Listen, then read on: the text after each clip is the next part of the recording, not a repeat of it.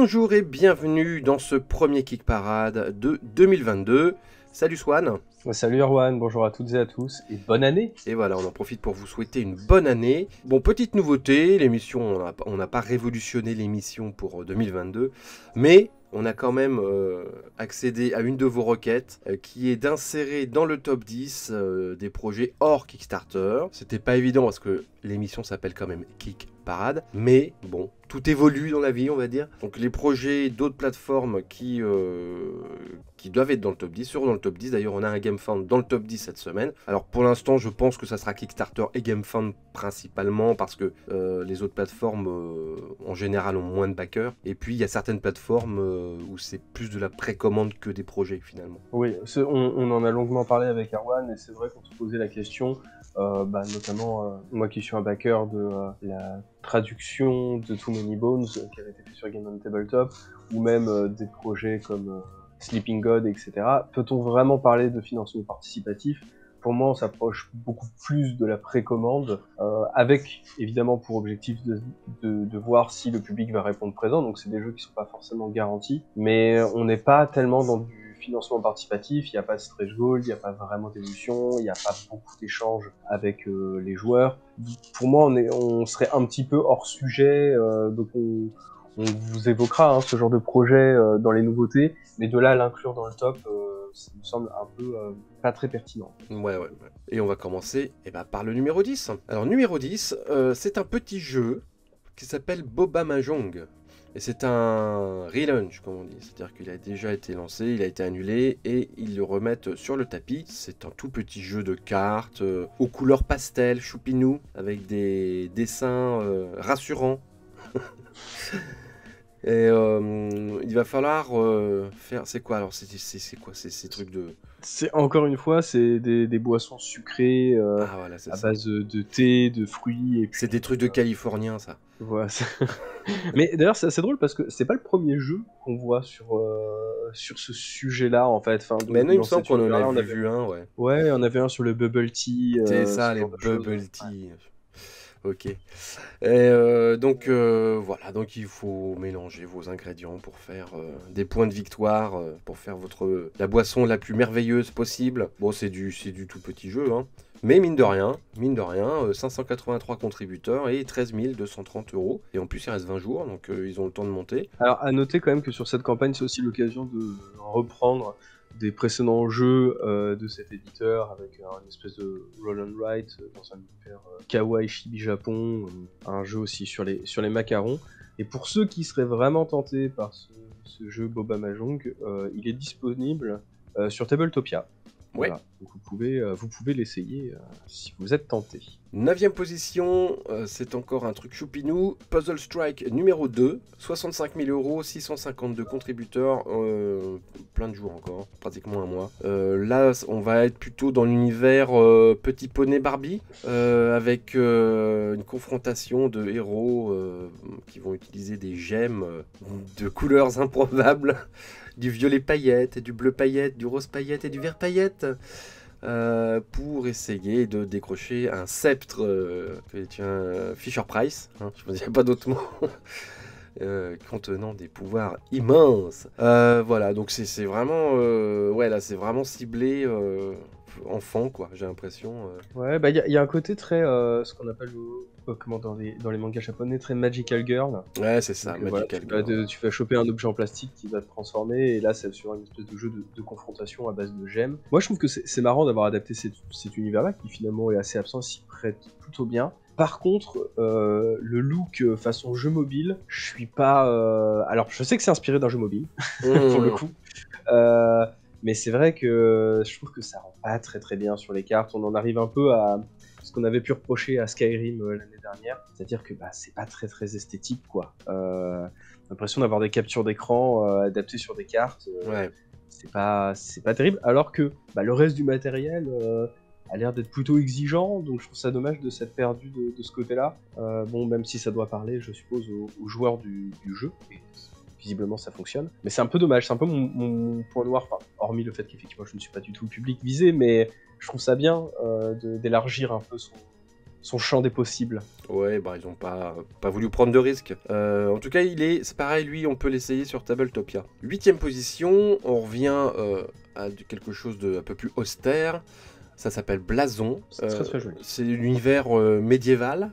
Pas fantastique, hein, médiéval. Et c'est une sorte de collection de blasons qui représente un peu votre histoire, votre héritage. Et donc vous allez devoir patiemment et intelligemment les mettre sur un plateau afin de faire du point de victoire. Et effectivement, c'est plutôt fait avec goût. Mais c'est vrai que qu'il y a une espèce de nouvelle tendance avec ce look qui, de prime abord, peut sembler assez austère, mais qui en fait se place énormément dans une esthétique un peu à l'ancienne, etc.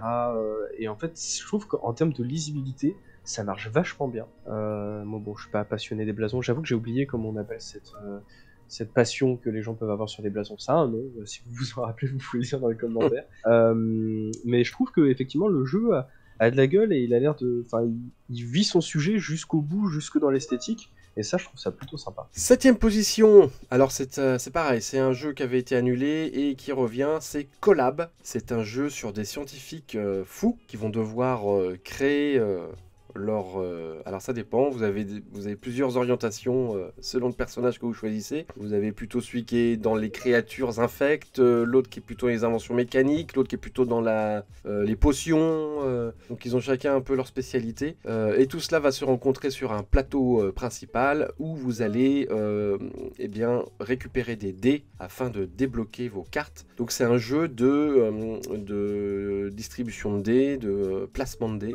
Donc il y a beaucoup de dés. Je trouve que le plateau est fort sympathique, une espèce d'étoile où tu vas pouvoir mettre des tuiles autour qui vont essayer de former une espèce de château pour débloquer des pouvoirs. Les dés sont eux-mêmes supportés par des minions que l'on fait avancer sur le plateau. Et puis il y a un petit système de les dés que vous prenez pas, vous les laissez à votre adversaire. Donc il y a des petits dilemmes stratégiques de temps en temps à régler. Et je trouve ça plutôt, ça a l'air intéressant. Voilà. Et pour l'instant, il en est à quasiment 50 000 €, 1277 contributeurs, donc il a merveilleusement réussi son deuxième lancement, et il reste 26 jours. Bah, effectivement, c'est un beau second lancement, je trouve que ça a été bien travaillé, parce qu'on s'est renseigné un petit peu avant le début de l'émission sur les raisons de l'annulation, et apparemment c'était dû notamment à des reproches autour d'une page qui n'était pas très claire, les mécaniques de jeu qui étaient difficilement compréhensibles, les différences entre l'édition Deluxe et l'édition normale n'étaient pas suffisamment bien soulignées. Et en fait,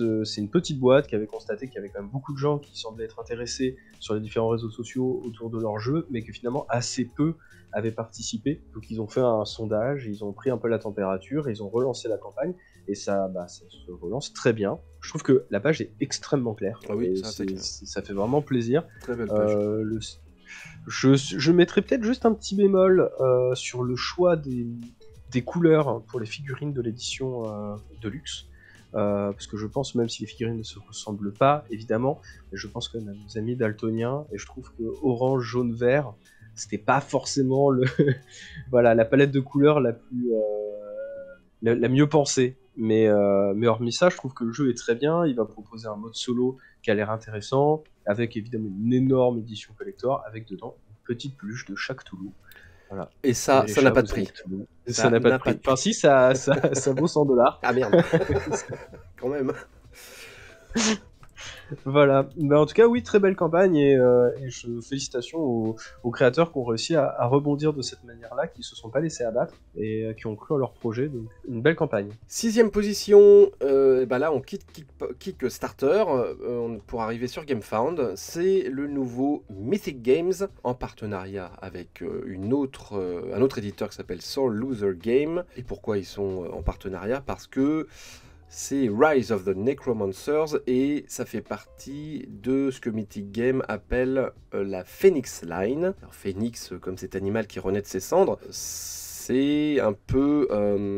l'idée, c'est un peu de reprendre des jeux qui fonctionnent très bien, mais qui n'ont pas eu un succès retentissant. Et Mythic Game vient voir les éditeurs, leur dit, ton jeu, on va l'améliorer, on va lui faire un plan de com de ouf, et tu vas voir, il va repartir sur les rails. Donc là, c'est ce qu'ils ont fait avec Rise of the Necromancers, un jeu apparemment qui est très apprécié dans les bureaux de Mythic Games, et ils se sont dit, ça serait bien de reprendre ce jeu et de refaire des figurines et de faire une super belle campagne et que tout le monde joue à Necromancers après parce que c'est tellement génial. Donc ils sont arrivés sur GameFound. Alors, pourquoi ils sont pas sur Kickstarter Mythic? Parce que Kickstarter et Mythic Games, c'est une grande histoire d'amour quand même. C'est vrai.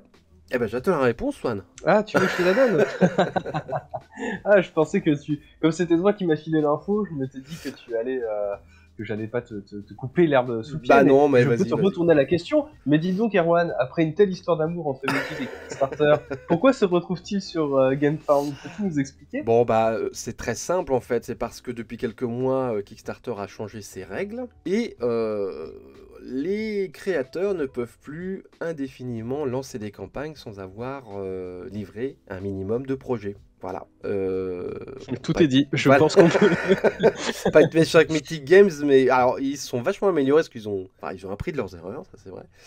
Et donc ils commencent à livrer des jeux. Voilà, je vais avoir ma deuxième vague de Solomon Kane dans pas longtemps là. Mais ils ont quand même du retard sur beaucoup de projets et donc ils peuvent pas trop aller sur Kickstarter. Donc ils ont été sur GameFound parce qu'ils n'avaient pas trop le choix en fait. En tout cas, le jeu en est à 153 000 € et 1447 backers. Alors qu'est-ce qu'on fait dans Necromancers? On est des nécromanciens qui allons nous battre pour le pouvoir sur un plateau, dans un monde imaginaire. Ça se joue avec beaucoup de cartes, et évidemment, il y a plein de figurines, dont beaucoup sont purement esthétiques, que vous allez retrouver dans des extensions, notamment une extension qui est plutôt rigolote, qui se passe en mer. Vous avez des requins zombies, des cachalots zombies. Donc je trouve ça rigolo. L'univers a l'air cool. Mythic Games arrête pas de nous dire que c'est un jeu familial. Et du coup, j'ai regardé c'est marrant parce que ça, c'est les différences culturelles, tu sais.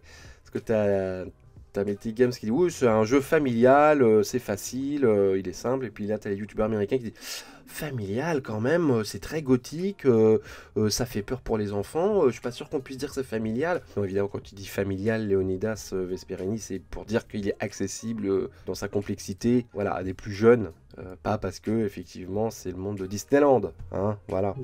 Mais donc ça, c'est les petites différences de vocabulaire entre la France et les États-Unis. Mais le jeu a l'air cool. Après, moi, il m'attire pas trop, mais bon. Non, moi j'aime bien. Enfin, je trouve que comme toujours chez Mythic Game, je veux dire là-dessus, c'est vraiment une valeur sûre. C'est que, en tout cas, sur la campagne, le matériel est très très beau. Les plateaux de jeu ont l'air très bien. Le concept a l'air effectivement simple et efficace.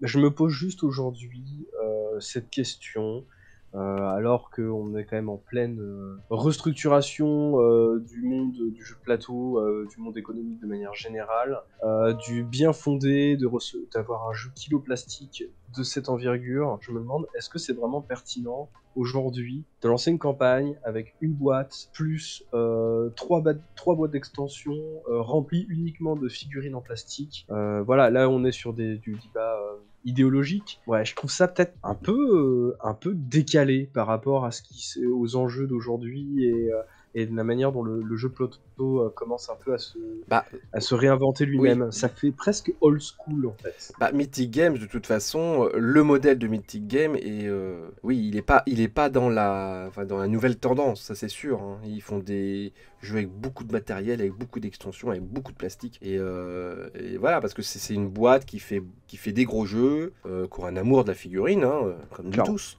et toutes. Mais effectivement, qui n'est pas dans l'air du temps en ce qui concerne la production en Chine, l'écologie, le transport. Voilà, après, c'est pas les seuls. Hein. Non, mais bon. Là, je trouve que sur cette campagne, ça transpire quand même pas mal. Mais... Et je me posais juste la question, savoir est-ce que c'est juste moi? Est-ce que c'est pas un peu risqué de sortir un tel projet alors que la situation en Chine est loin d'être améliorée et qu'en plus, Mythic Game, il est quand même réputé pour être ils sont pas réputés pour être non plus toujours à l'heure, donc C'est vrai qu'au-delà de l'idéologie sur ce genre de jeu, va y avoir un moment, enfin, on connaît pas l'avenir, mais en tout cas, si la situation reste comme ça ou se dégrade, le modèle de Mythic Games va avoir ses limites, parce que ce sont des jeux qui nécessitent une grosse production en Chine. Ça risque d'être de plus en plus difficile pour eux, quoi. Il va peut-être falloir qu'ils remettent en cause un peu leur fonctionnement, leur ligne éditoriale, voilà, pour être précis. Donc on verra, mais ça n'a pas l'air d'être le cas, parce que leur prochain jeu est un truc absolument énorme par le créateur de Dust 1947, une espèce de jeu d'Heroic Fantasy avec des figurines de partout. Donc voilà, bon, apparemment, s'ils continuent à faire comme ça, c'est qu'ils s'y retrouvent. Hein. 5e position, on va revenir sur Kickstarter, c'est Yucatan. Là, on revient à du Eurogame. C'est pas pour ça qu'il n'y a pas de figurines, on va en parler, mais est-ce que c'est du Maya, de l'Aztèque? Aïe, je ne sais pas. Bon, en tout cas... Normalement, ce sont des Mayas, il me semble. D'accord. Si c'est au Yucatan. Au Yucatan, c'est forte probabilité pour que ce soit des Mayas. D'accord. Bon, j'ai pas revu les cités d'or depuis longtemps, je sais plus. Donc voilà, donc c'est du jeu de placement dans cet univers. Vous avez une belle pyramide aztèque ou maya en carton que vous mettez au bord d'un plateau rond. Ça c'est très original, le plateau est rond. Et voilà, c'est du jeu de placement, du placement d'ouvriers. Il va falloir faire briller votre civilisation, votre cité. Et donc c'est par les auteurs de Kemet, qui était un jeu qui était un peu dans le même domaine d'ailleurs. Et on est un peu surpris parce que l'éditeur de cette campagne Kickstarter n'est autre que Matago. Et Matago, c'est quand même un éditeur qui a pignon sur rue, mais qui est quand même connu pour faire des sorties boutiques traditionnelles. Et là, il se retrouve sur Kickstarter. Bon, pourquoi pas, évidemment, ils ont le droit. Là où moi je suis un petit peu...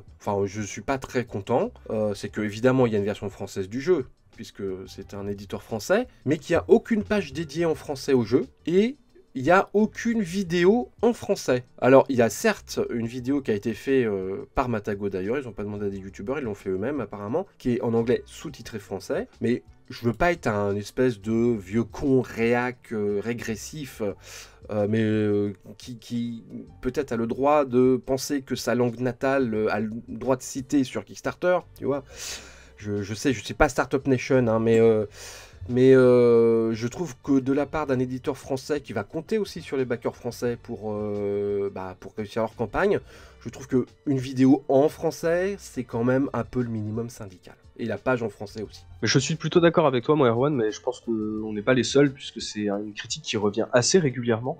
Finalement, les gens parlent moins des mécaniques de jeu que effectivement de l'absence de traduction. Le seul passage en français, donc c'est très bien, mais c'est le fait de dire que il sera possible de venir récupérer le jeu en boutique. Alors ça, moi, c'est une démarche que j'aime bien, et apparemment, ça va être assez propre au territoire français.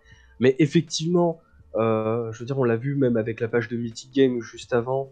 Il y a la possibilité d'avoir la page en français, au moins les règles en français. Mythic Game, ils font l'effort de faire les vidéos en français et en anglais, eux. Voilà. Et puis je veux dire, aujourd'hui, la communauté, on va dire, dédiée aux jeux de plateau sur Internet, elle est quand même très développée. Il y a des mecs très compétents, même au Québec, sans même aller forcément en France. Voilà, les mecs de Etu Game, ils font un excellent boulot. Surtout que le jeu a l'air d'être quand même plutôt original, parce qu'il y a du placement d'ouvriers certes, mais il y a aussi un peu de confrontation. Il y a de la figurine. C'est un univers, moi que je trouve assez passionnant, parce que autant voilà, l'Égypte, j'en bouffe depuis que je suis gamin et je commence à m'en lasser. Autant voilà, tous ces peuples d'Amérique centrale, je trouve ça passionnant, et je trouve que c'est un univers qui est un peu délaissé. Et là, je me dis, génial, mais effectivement, là, alors que le jeu sera en français, à moins que vous sortiez une vidéo rapidement, déjà vous attirez une shitstorm qui n'était pas nécessaire. En fait. Ouais, c'est ça. C'est ça qui est dommage. Ça ne demandait pas beaucoup d'efforts. Peut-être que c'est quelque chose à rectifier avant la fin de la campagne. Alors par contre, je tiens à souligner un truc absolument extraordinaire dans cette campagne. C'est que parmi les figurines, il y a des belles figurines, il y a la figurine de mon animal préféré, qui est le fourmilier. Et là, je tiens à dire que va trouver une figurine de fourmilier, dans n'importe quel jeu, je pense que tu vas avoir beaucoup de mal. Et là, elle y est. Il y a une putain de figurine de fourmilier dans ce jeu. Voilà, bravo, merci. Achète le jeu, j'ai envie de te dire. Bah écoute, je finalement. crois que je vais l'acheter uniquement pour la figurine de fourmilier. Et il faudrait voir si le troll savant est partenaire pour la livraison. Et il est partenaire de la livraison, notre boutique partenaire de la chaîne est partenaire pour la livraison du Yucatan, effectivement. Allez, 4e place, c'est Sky Tier. Sky Tier Horde. C'est un jeu de cartes de compétition. Bon, on l'a dit pas mal de fois que les jeux de cartes de confrontation étaient en train de revenir. On en a eu beaucoup. Hein. Un des derniers, c'était Grand Archive, qui a été un carton juste avant Noël. Mais il y en a eu beaucoup, parce que c'est plus facile à produire, je pense. Et peut-être que c'est dans l'air du temps aussi. Et là, il en est à 120 000 €, 1865 contributeurs. Mais tu disais aussi, et je suis d'accord, que malheureusement, il n'y avait pas beaucoup de réinvention dans ce genre de jeu et qu'on était toujours sur le modèle finalement Magic the Gathering. Et on en a encore la preuve là. Hein. T'as l'impression que c'est du Magic the Gathering bis. Avec comme petite différence le fait qu'ils proposent de jouer soit, parce que voilà, le principe c'est une espèce de tower defense en fait. Il y en a un qui va jouer on va dire les plus libres et l'autre qui va jouer la horde, ce qui s'appelle la horde, qui vont devoir se confronter. Mais il y a aussi la possibilité de faire du solo ou de la coop. Donc les deux joueurs vont jouer les peuples libres face à la horde. Et donc du coup là on va rentrer dans une mécanique beaucoup plus tower defense à 100%, avec un deck préétabli, un peu ce qu'on pouvait avoir sur du Ion's End par exemple. Et c'est vrai que là c'est un peu classique. Mais le matériel est joli. Ah oui, c'est très joli. Le matériel est joli. Très joli. Avant de passer à la 3e position, un petit détour par les nouveautés. Allez, je commence parce que ça va être rapide, moi. Il y a Guardians of Fire sur Kickstarter, qui en est à 30 000 €, 198 contributeurs, ça marche pas très bien. C'est un jeu d'affrontement par un ancien mec de Games Workshop, apparemment. Donc, jeu bien kiloplastique, c'est une espèce de... Bah, pour moi, ça ressemble à du jeu d'échecs, mais bon, c'est du jeu d'échecs amélioré. Vous allez vous confronter à des forces du mal. Donc c'est un peu les humains contre les monstres qui veulent envahir ce monde fantastique. Ouais, des grosses figurines. Alors j'ai entendu dire qu'ils avaient repris des designs de projets qui avaient été abandonnés. Ils avaient racheté des designs. Donc voilà. Et au départ, le titre de la boîte, là, ça s'appelle Magical Miniature Game, mais avant, ça s'appelait Monolith Mythic Games. Et là, ça faisait un peu bizarre, quand même. Donc à mon avis, ils ont dû se faire un peu tirer les oreilles. Ils ont changé le nom de leur boîte. Donc voilà. Donc c'est tellement pas subtil. Ben, c'est clair, quoi. Partisan du moindre effort. Ah ouais. Alors, on va s'appeler Cool Mini Games or Not Workshop. Voilà. Quoi? C'est quoi le problème? Et donc voilà, donc c'est du... Alors les figurines sont très belles, hein, mais bon, c'est du plastique porn, quoi. Ouais, puis ça sent le truc pas sérieux, quoi. Moi, c'est des trucs un peu, faut un peu se méfier de ce genre de trucs. Ouais, moi d'ailleurs, on n'est pas les seuls, hein, parce que le jeu il vivote là. Hein. Ouais. Bon, allez, on va passer. Je te laisse la parole. Bah ouais, moi je vais vous faire un petit détour par Ulule, et je vais vous faire aussi un petit détour par le jeu de rôle papier, voilà, qui vous manque, hein, on le sait.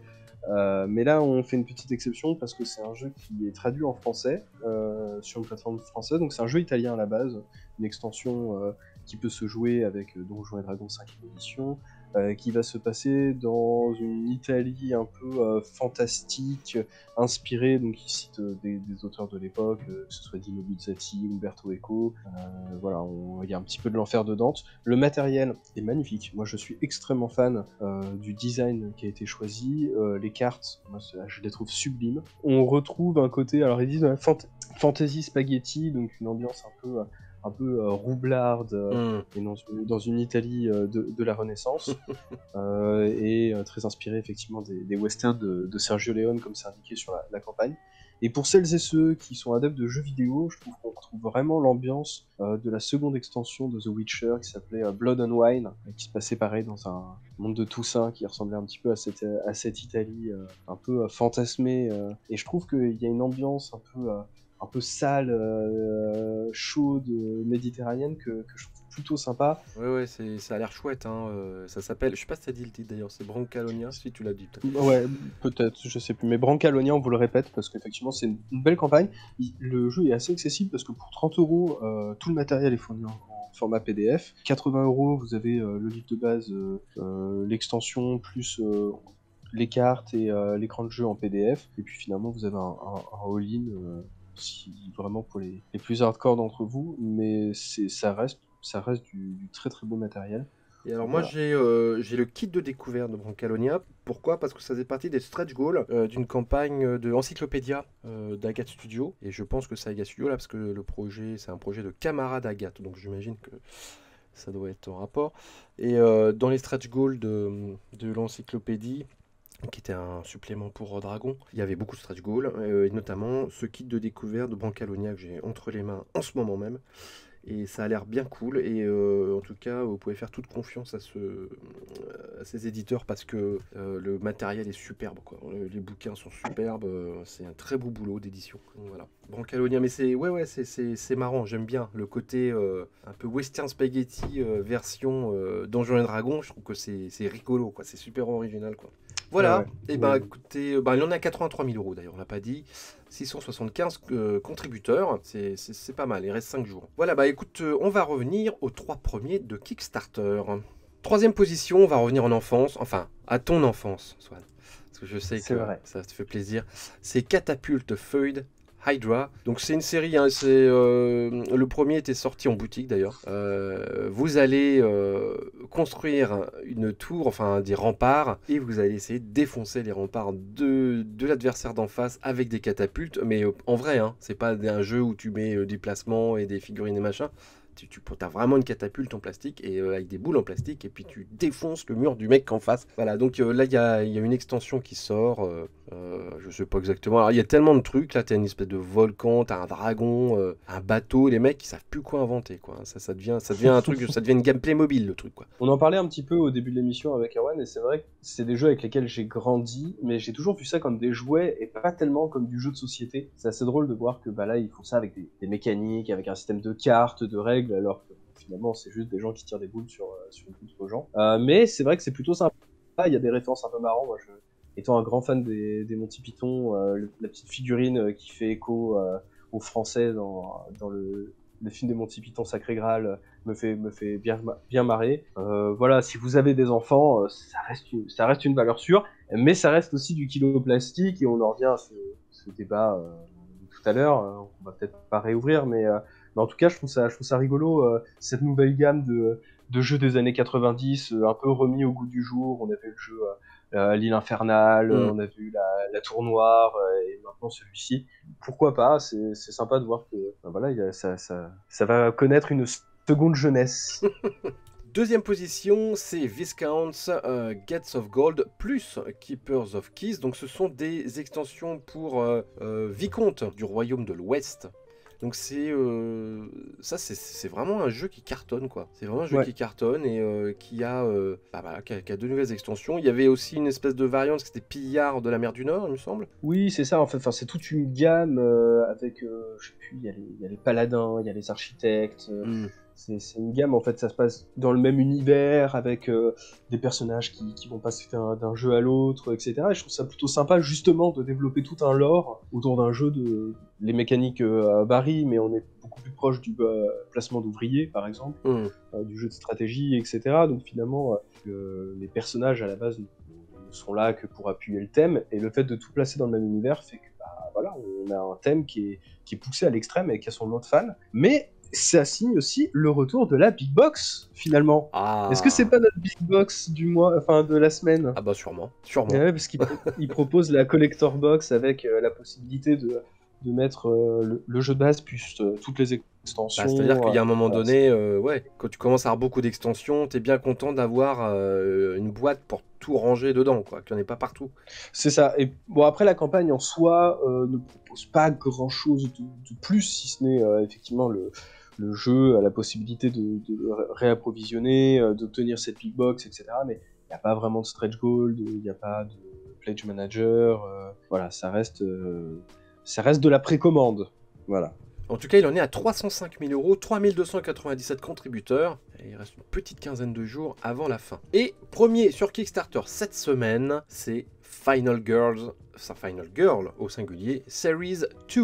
Alors qu'est-ce que c'est ? parce que je crois que c'est jamais sorti en français. C'est un slasher game. Le genre slasher au cinéma, c'est en général de jeunes gens qui se font courser par un tueur à l'arme blanche, type Vendredi 13 ou Freddy Krueger ou que sais-je encore. Il y en a plein d'autres. Et donc il reprend cette idée de slasher assez années 80 pour en faire un jeu de survie solo. Ça se joue solo, et uniquement solo. Et avec un concept que je trouve mais d'une intelligence rare. C'est-à-dire que vous avez une boîte de base, où vous avez le matériel de base pour jouer au jeu, évidemment. Mais après, vous choisissez une aventure. Et là, vous avez plein de différentes petites boîtes que vous pouvez acheter à l'unité. Vous pouvez en choisir une. Et dans la boîte, vous avez tout le matériel pour jouer à cette aventure-là. En fait, on retrouve un peu des mécaniques, je trouve, de ce côté-là. Bon, déjà de leur précédent jeu qui était Négociateur et Otage, qui était aussi un jeu solo, qui a été traduit en français pour le coup,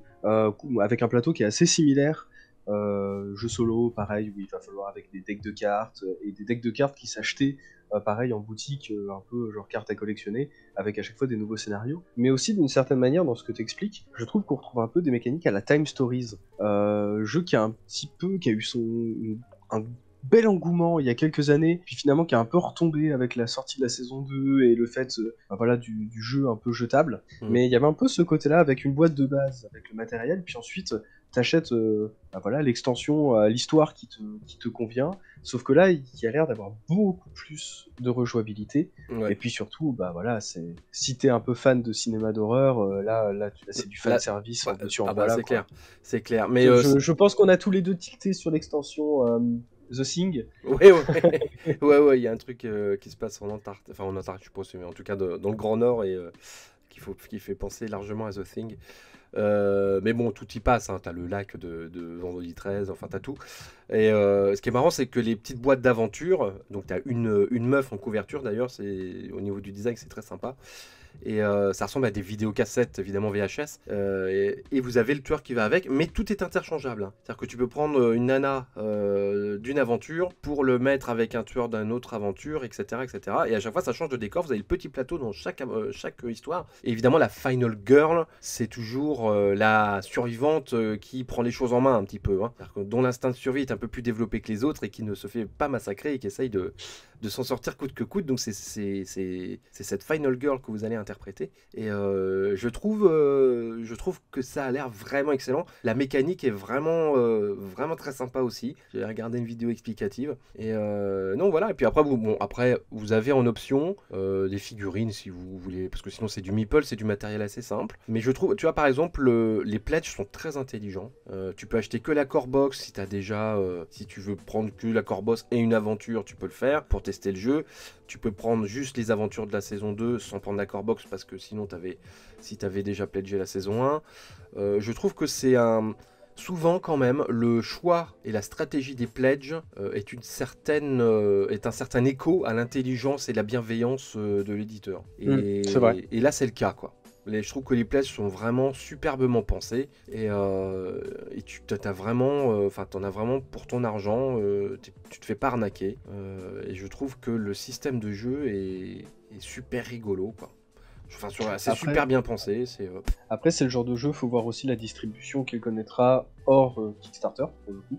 Ouais. Parce que, en France, c'est réglé, hein. Il y en a pas. En France, c'est réglé. Mais par contre, au niveau des backers, c'est de se dire, est-ce que si on achète juste on va dire la boîte de base avec 2-3 scénarios, est-ce que les scénarios suivants seront disponibles dans le commerce, ou est-ce que c'est à prendre ou à laisser, c'est maintenant, ou alors faut attendre la prochaine campagne? Et auquel cas, je trouve que l'intelligence des pledges perdrait en valeur si le jeu n'était pas disponible facilement post-campagne, parce que du coup ça veut dire que ça pousse quand même à acheter tout d'un coup, sinon tu sais que tu pars avec quelque chose qui ne sera jamais complet, quoi. C'est sûr. Mais effectivement, l'intelligence, puis même le design du matériel, avec le matériel de base la tranche ressemble à un magnétoscope. Ah, vous connaissez pas ça, vous les jeunes, hein, le magnétoscope. Mais en tout cas, ouais, c'est sympa. C'est sympa. En tout cas, il en est à 802 000 euros. Il a dépassé les 5 000 contributeurs et il reste 20 jours. Donc c'est un vrai carton. Et je trouve que c'est mérité. Moi, est-ce que ça va être mon premier pledge 2022? Je me tâte. Oh, c'est bien, Erwan, t'auras tenu 13 jours. T'as vu ça? Non, mais je suis tenté. Je comprends. Voilà, et ben écoutez, on a fait le tour des plateformes participatives. On vous dit à la semaine prochaine. On va retrouver notre rythme hebdo. Salut Swan. Salut Erwan. Et puis encore une fois, bonne année à tous. Et puis on espère que cette année sera riche en rebondissements et surtout en belles campagnes. Merci de nous suivre de plus en plus nombreux. Et à très vite. Ciao.